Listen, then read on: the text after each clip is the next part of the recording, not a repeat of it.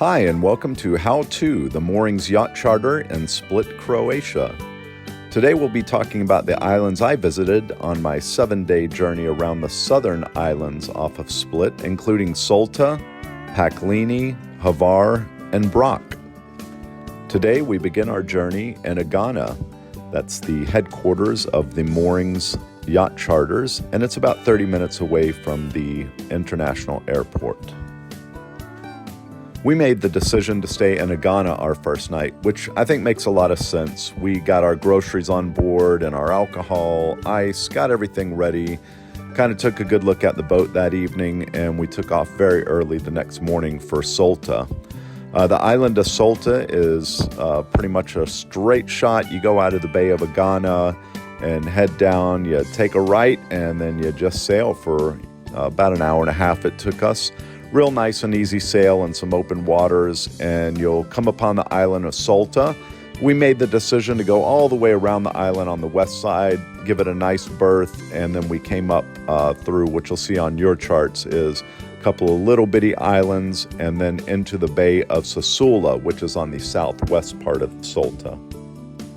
I did quite a bit of research for the trip, and one of the restaurants that a lot of people recommended was Sismis. That is in the Bay of Sesula on the island of Solta.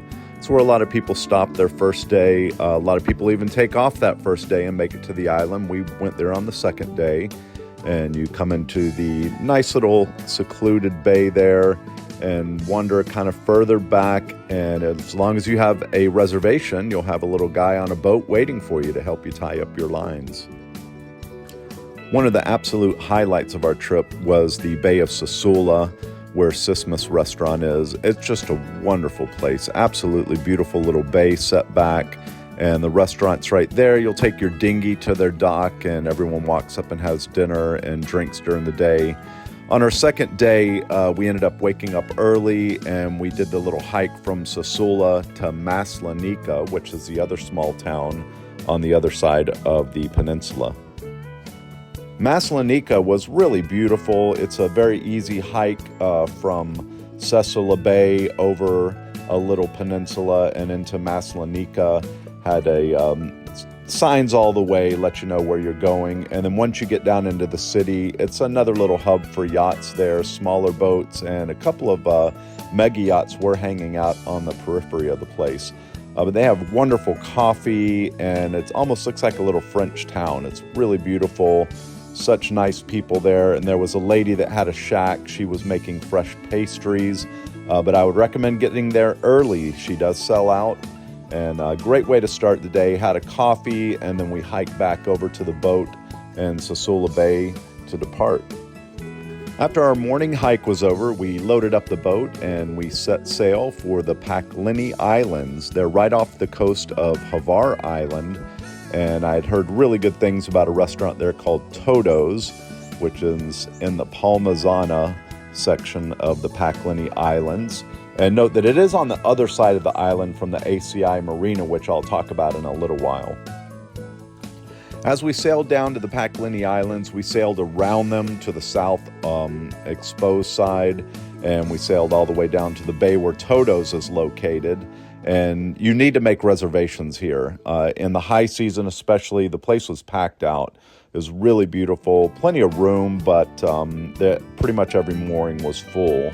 And also the restaurant Toto's, you'll need to make reservations there as well. If you just rock up, very likely you're not going to get a spot there, and they're going to send you somewhere around the rest of the island, possibly over to ACI Marina. We were heading into our fourth day, had a great day at Toto's in the bay there, really beautiful place. And we got up once again pretty early to make a short sail / motor over to the Hvar city. We were initially told that we could get a berthing there, and that if we showed up early and radioed the marine office, they would be able to get us a berth in the harbor. As Mick Jagger once said, you can't always get what you want, people. And even though we got up early, did all our planning, we were told to get into Hvar Port early and radio the main captain, and that he would arrange a berth for us. And that's exactly what we did. We got up early, we did our little motor sail, and first arrived into the port about 9 a.m. And when we got there at 9 a.m., the head of the port let us know that we were first in line, and he was definitely going to get us a berth for the day. Well, we did get to Hvar Port very early, and we were the first ones in line. So when we called the port authority over the radio, they let us know that they definitely were going to get a berth for us today. We were number one on the wait list, and they would get us in. Just be patient. They did tell us we could go around the corner and anchor if we'd like. It was a really beautiful city, and we were watching all the mega yachts and just kind of watching the action in the port. Little guy coming by fishing for octopus and squid. So having a couple of drinks on the boat and just hanging out. And as luck would have it, we waited and waited. And about noon, I called up again. And once again, they said, absolutely, we got a spot for you. Don't worry about it. You're number one. Just hang tight. We'll get you a spot, and we'll give you a call in a little while.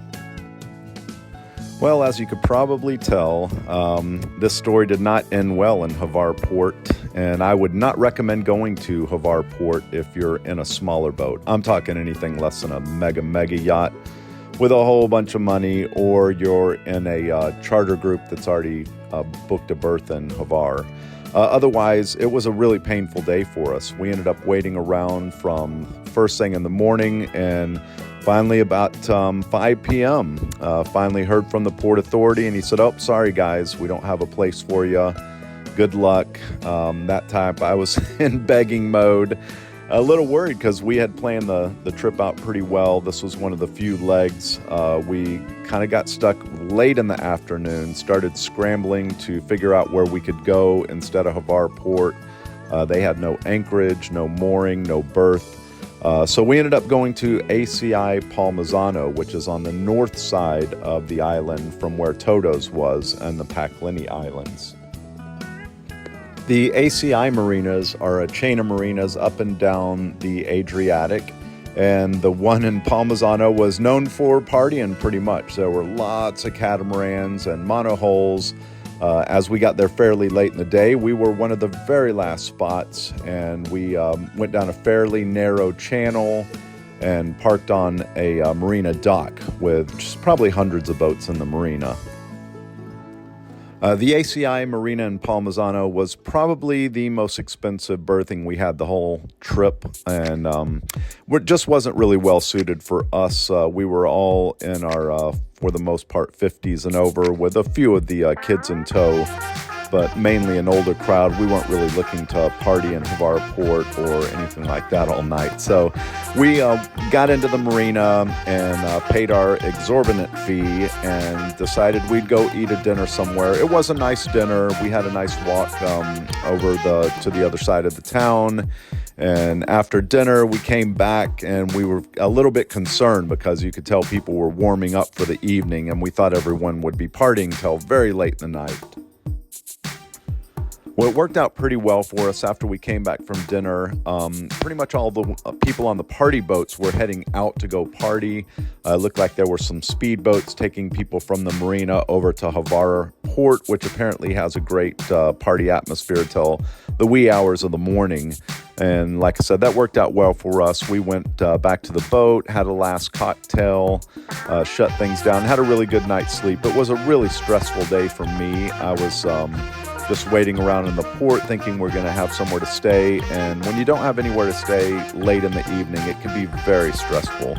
Once again, I definitely recommend skipping Hvar Port. But ACI Marina, it did the job for the night. And we woke up early the next day. And that day, we're going to go hit Hvar Port for a little while and then head on to our next destination, which was on the southeastern side of Brac, a little town called Bol, B-O-L. Although I would not try to moor or berth in the port city of Hvar, it did make for a nice stop. When we got up in the morning, we motored straight over to Hvar Port. I dropped everyone off on the wharf, and most of the people went ashore, got some coffee, got a few things for breakfast, and I let them walk around in the town for an hour or so. And then they hopped back on the boat straight from the wharf, and we took off towards Bull there. And Bull was really wonderful. That wasn't in our schedule. It was a very last-minute addition. One thing I would say is do a little research, and I would reach out to the port master or someone before you head that way to make sure you had a berth. We got one of the very last moorings, so we were actually out in the open water, very unprotected conditions, and it was a bit breezy and choppy that day. So it was the least comfortable stay for the evening, but the town itself of Bull is really fantastic.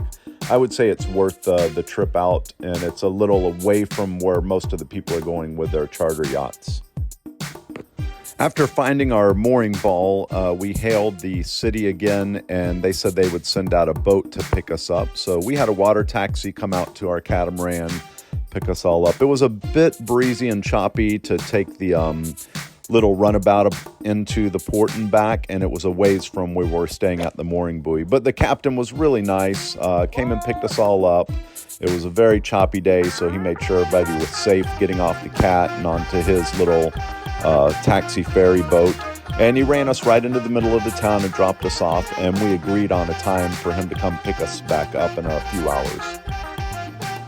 We walked around the town, nice sized town, and it's all older stone, beautifully put together, some wonderful architecture throughout the city, and had a nice dinner right in the middle under some trees, good food and some wine. And then when we walked back, we had a bit of time to go, and we happened to see that there was a little train, almost like a kid's train, but it takes you to a beach and back that's out on the other side of the island. So yeah, we hopped on the little train and had a nice ride out to the beach and back. Great views of the rest of the island. You get a picture of what's going on, and it takes you down to a nice beach where a lot of people were having picnics. So we visited Bull on our fourth day. Great sail out there. Once again, just a beautiful town, a little bit out of the way. This was, I would say, one of the best sunsets we had on the whole trip. Sat out on the catamaran, had a little wine and champagne as the sun went down. The evening was a little rough because we weren't that sheltered out on the mooring buoy. But we did get up the next morning and made a little bit of mistake on my part. We had booked the trip a few years before, and there was something that got in the way. We finally got the trip done in 2024. And on the way back, I decided to stop in Milna to refuel. So we stopped in Milna. We filled our fuel tanks all up with diesel. And that's Milna's a great spot to stop. It's on the western side of Brac. And it's a very quick sail from there over to Sesula and then back to Agana the next day. But do recommend Milna for fuel. And it wasn't until we got back, the moorings was so good to work with. And when we got back, they even noted that, hey, you already prepaid for fuel. And they did give us a nice refund on the petrol that we had put in the boat. So I appreciate the moorings. I'm not sponsored by them at the moment, but I do really recommend them. We had a great time with their boat. So we were on our second to last day, stopped in Milna for the fuel, made it to Sesula plenty before dark, got our same mooring buoy, and went up to the restaurant Sismis for a wonderful dinner and last cocktails for the evening, and just kind of enjoyed our last night on the water before we headed back to Agana the next morning.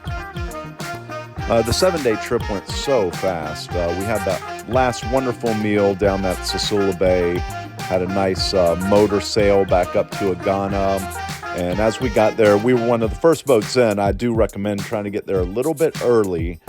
We were one of the first ones in, so it was easy for us to get back into the mooring. It was really windy the day that we arrived, and they have a tender that'll help push you around as they get you tied up because it is very difficult docking. We got ourselves moored down tight and got a cocktail and enjoyed the show because then all the other boats were coming in. It got crowded. It got even more windy. So the guy on the little tender was pushing people around left and right. We saw a couple of minor crashes. So I would recommend get there early that last day. The 7-day trip went so fast. Once again, just want to thank the folks at the moorings. They were really great. The skipper briefing made me feel really comfortable going out. I had done a lot of research, so same thing. I kind of knew where I was going, made me feel a lot better. Do your homework, people. I would say make sure that you book your moorings and berthings well in advance. Toto's in general, I think, is filled up at least 3 months ahead of time most of the time. So get in there early, give them a call, book your place. But yeah, definitely highly recommend the moorings in Split, Croatia. We had a wonderful time, and I'm sure we'll be back again. Hey, fair winds and following seas, folks.